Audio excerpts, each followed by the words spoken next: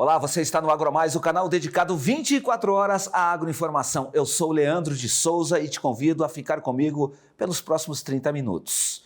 Porque a partir de agora nós vamos discutir o que é análise de risco. Escolher, por exemplo, qual o plantio, qual o melhor momento, qual a melhor seguradora, tudo isso exige planejamento, mas muitas vezes o produtor rural não sabe exatamente de como fazer este planejamento. Para isso, eu vou conversar agora, então, com o Rodrigo Provazzi, ele que é consultor e executivo de gestão de risco e que me dá o prazer da entrevista, está aqui no estúdio. Obrigado pela gentileza, prazer recebê-lo, seja bem-vindo. Muito obrigado, Leandro, o prazer é todo meu falar contigo e com todos os espectadores. Rodrigo, a gente sempre sabe, quer dizer, a gente sempre ouve, e quando a gente fala com o produtor rural, por exemplo, com o empresário do campo, ele sabe que há necessidade de fazer um planejamento, exatamente para saber qual é o momento mais adequado para fazer a compra do insumo, do fertilizante, qual o momento adequado para vender, mas muitos produtores, às vezes, em razão da atividade, em razão da quantidade de informações que a gente tem, do diz que me diz que ali, da influência, às vezes, do vizinho e tal, acaba esquecendo esse processo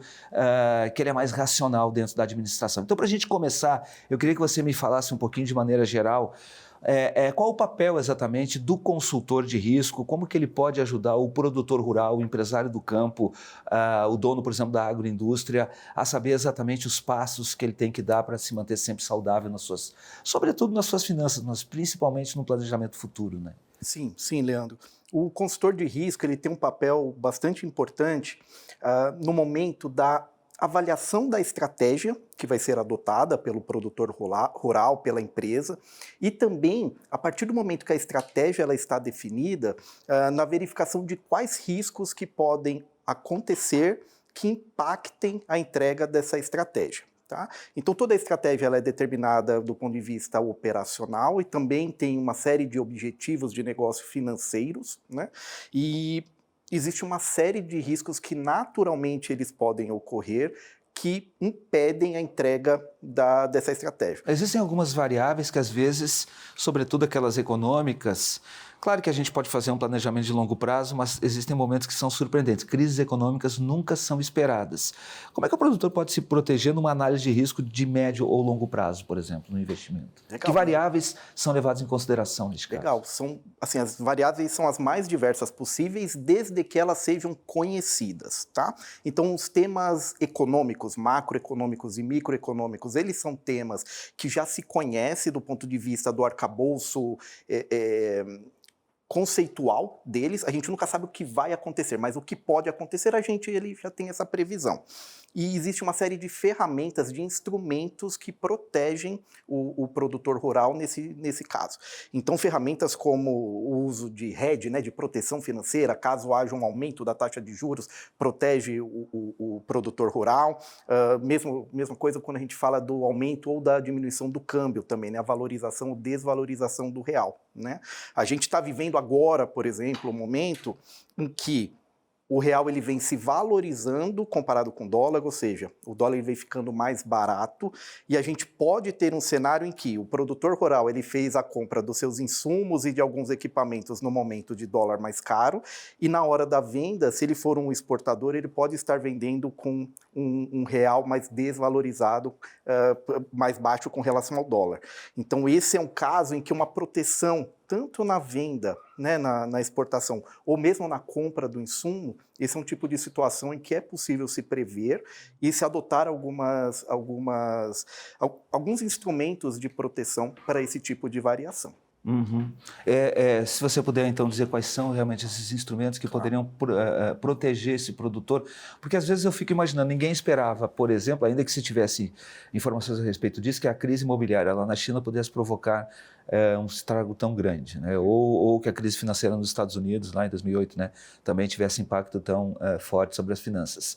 Ou que a guerra na Ucrânia fosse deflagrada naquele exato momento, que tivesse um impacto, por exemplo, na questão da oferta do petróleo, no redimensionamento do planejamento estratégico dos países a partir daí. São elementos, por exemplo, que são surpreendentes para qualquer pessoa. Como se proteger de uma situação como essa? Isso. O caso da guerra é um caso que eu coloco naquele do imponderável, do desconhecido. Ali realmente estava difícil, mas para todos os outros casos... Ali, tipo, a vaca vai para o brejo, concorda e tudo. Ali não tem como planejar. Não tem como planejar. Ali até tinham indicativos de que a Rússia estava se mobilizando, mas ninguém sabia o tamanho, quando exatamente, né? E a duração, principalmente. Ou se de fato ocorreria aquele Mesmo se ela ocorreria, ela poderia nem ocorrer. Mas, tirando esse caso, que esse sim é muito... A gente está falando do desconhecido, que aí foge da disciplina de gestão de riscos, todos os outros casos a gente tem uma série de instrumentos financeiros, principalmente o caso dos hedges, né? São chamados instrumentos de hedge, em que você trava, no momento atual, o preço futuro de uma commodity, de uma moeda, ou de um insumo, né? Desde que seu insumo ele seja uma commodity. Então, você pode já hoje travar o preço que você vai pagar num insumo, que é uma commodity no futuro, você já pode travar, inclusive, incluindo aí a proteção cambial. Então, você já pode travar, inclusive, o preço em reais, né? Obviamente que isso tem um custo, e quanto mais volátil, mais incerto nós estamos no momento geopolítico e macroeconômico, mais caro fica a utilização desse instrumento. Então, é importante que o gestor de risco, junto com o agricultor, junto com o produtor rural, o empreendedor, ele elabore a política de riscos respeitando o apetite a risco de cada empresário. Tem empresário que ele vai decidir tomar mais risco e gastar menos dinheiro na proteção.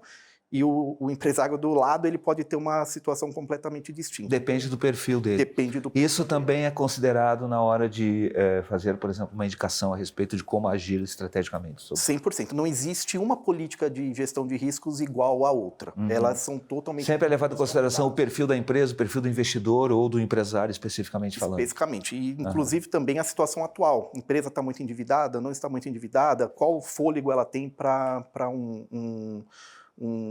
caso ela tenha, né, se ela está muito alavancada ou pouco alavancada. Se ela tem fôlego para sobreviver ou se não tem há 1 ano ruim, há 2 anos ruins. Então... isso tudo também é considerado na análise que se faz, quer dizer, a permanência de 2 ou 3 anos numa situação mais difícil indica que há um desarranjo no processo, é isso? Há um desarranjo no processo e a gestão de risco ele é um grande termômetro que mostra que existe uma doença, né, ele é um indicativo, e aí vai da empresa, do produtor olhar para dentro dos seus processos e entender o que está acontecendo. A gente tinha entrado agora na questão do risco da volatilidade de preços, né? Quer dizer, talvez esse seja o grande risco quando a gente olha para o setor primário.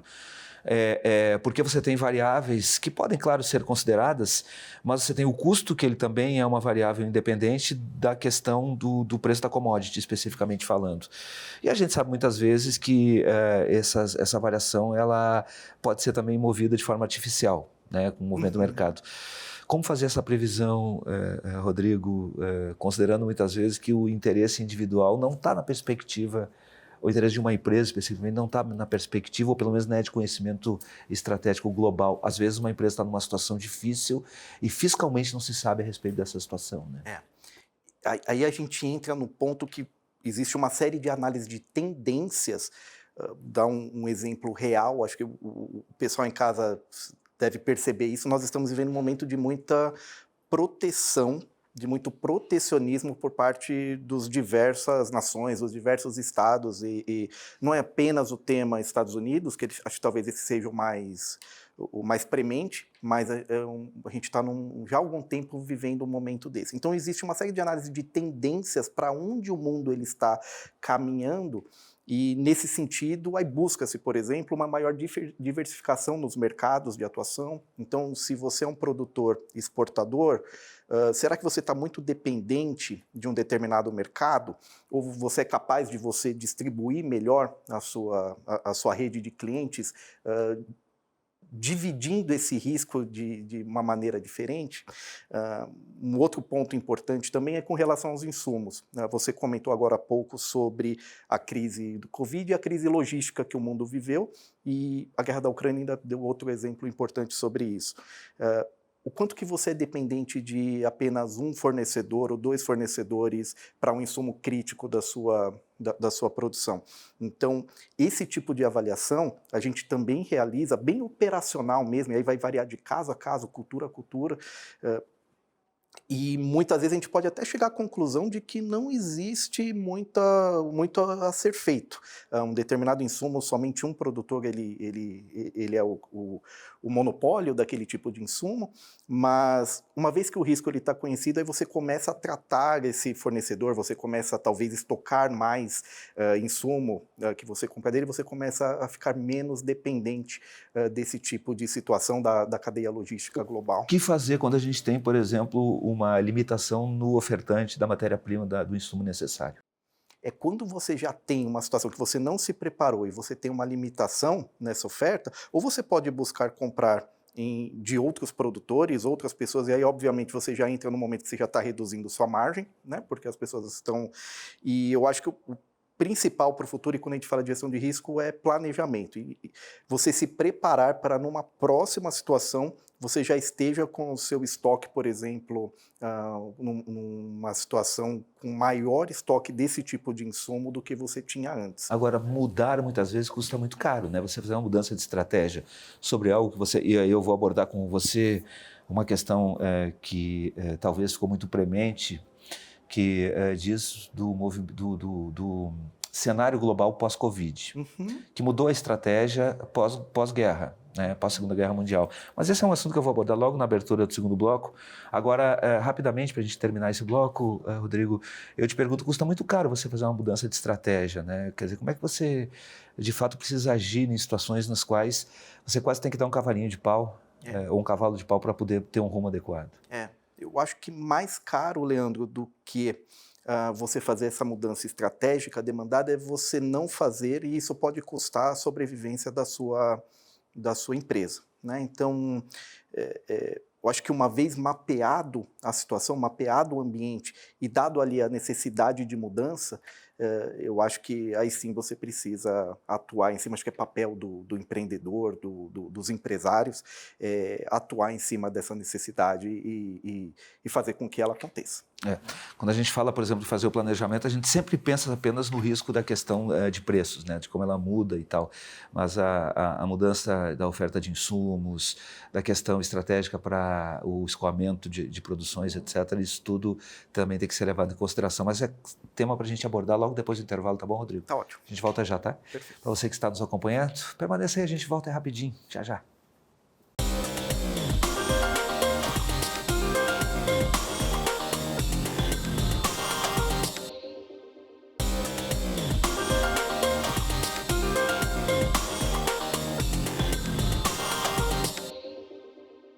Nós voltamos com o segundo bloco do AgroMais Entrevista de hoje e neste programa estamos falando sobre riscos. Para isso estou recebendo o Rodrigo Provazzi, ele que é consultor e executivo de gestão de risco e está nos dando o prazer desta conversa.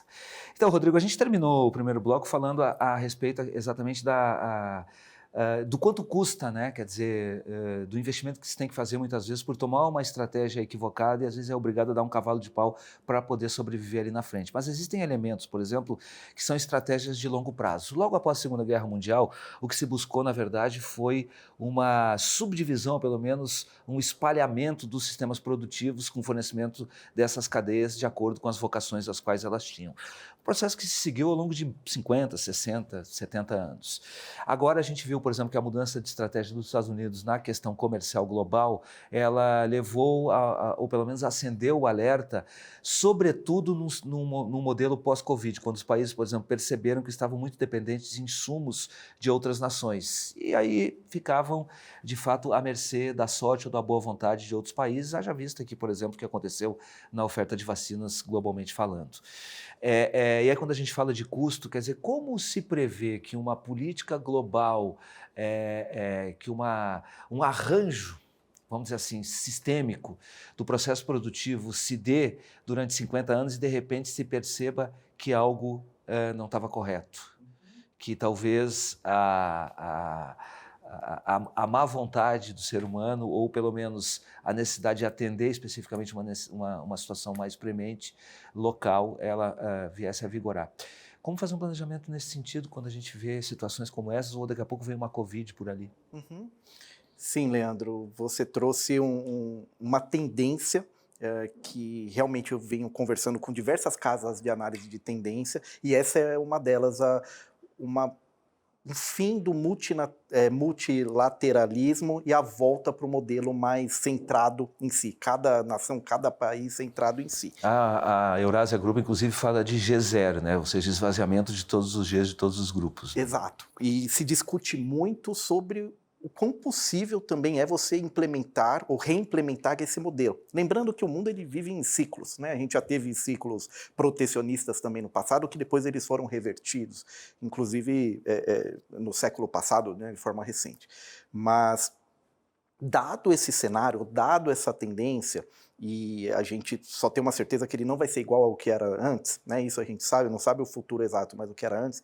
Eu acho que um ponto importante também é a junção dos grupos, sejam eles os grupos empresariais, ou mesmo uma atuação mais institucional junto ao governo brasileiro, para que, de forma unida, nós nos preparemos para esse tipo de cenário. Eu gosto também de enxergar risco como oportunidade.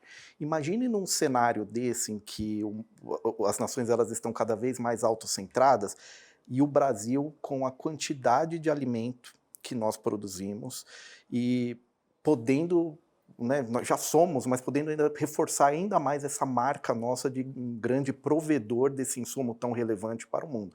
Se a gente já viu o que viu quando a gente falou da vacina num evento específico, grave, imagine quando a gente fala da alimentação do mundo, né? A população continua crescendo em números, né, muito grandes, uma série de países ainda em situação de emergência alimentar.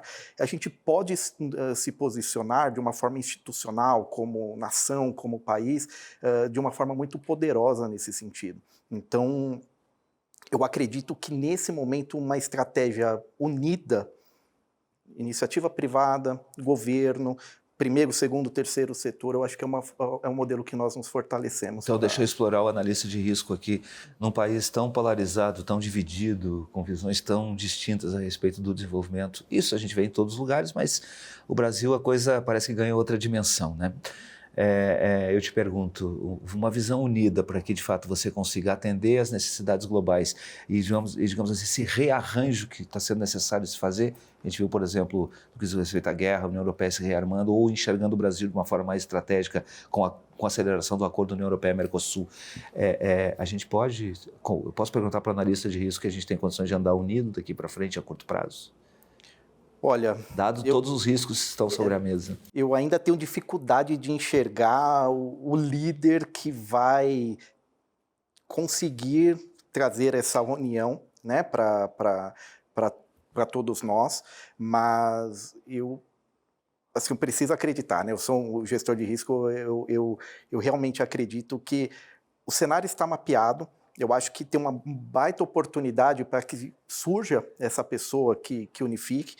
E também eu gostaria de mencionar que, além desse ambiente polarizado político, os negócios estão indo, pelo menos na minha zona de influência, os negócios estão indo muito bem, muito bem. Então, eu acho também que nós temos no microcosmo ali, quando a gente tem uma visão um pouquinho mais micro, eu acho que a gente já tem também bons exemplos e bons lugares onde a gente pode se apoiar e acreditar nesse futuro que eu mencionei para você. Olhando para o ambiente de negócio no Brasil, você acredita que nós já temos hoje um marco legal suficiente ou pelo menos bastante atrativo para o setor produtivo? Na hipótese, por exemplo, de fazer um grande investimento aqui no país? Eu acho que o marco legal existente, ele é um marco já muito melhor do que tínhamos no passado. Minha questão fica com relação a essas incertezas, né? A gente, no mesmo momento em que se discute a reforma tributária, ou estamos vivendo a transição da reforma tributária, a gente teve o caso de um decreto do IOF, né? Então, a gente precisa ter um pouco mais de consistência nesse tipo de decisão. Aí essa sim que vem do governo, e nesse caso do governo federal, eu acho que essa falta de consistência, ela acaba atrapalhando muito mais do que o arcabouço dado, aqui o arcabouço legal dado. O problema maior não sei se o que está hoje é o mesmo que estará daqui a 30 dias, 60 dias. E aí, falando de risco e de ambiente de negócio, que são questões que podem, de certa maneira, ser, de alguma forma, até previsíveis dentro da imprevisibilidade que nós temos, né? Ou seja, essa imprevisibilidade, de certa maneira, traz um grau de risco que deve ser considerado na hora de fazer o investimento. Só que tem um fator aí que não que é a questão do clima. Quer dizer, cada vez mais as mudanças climáticas têm impactado no setor agropecuário. A gente viu agora o Rio Grande do Sul praticamente inviabilizado no seu processo produtivo.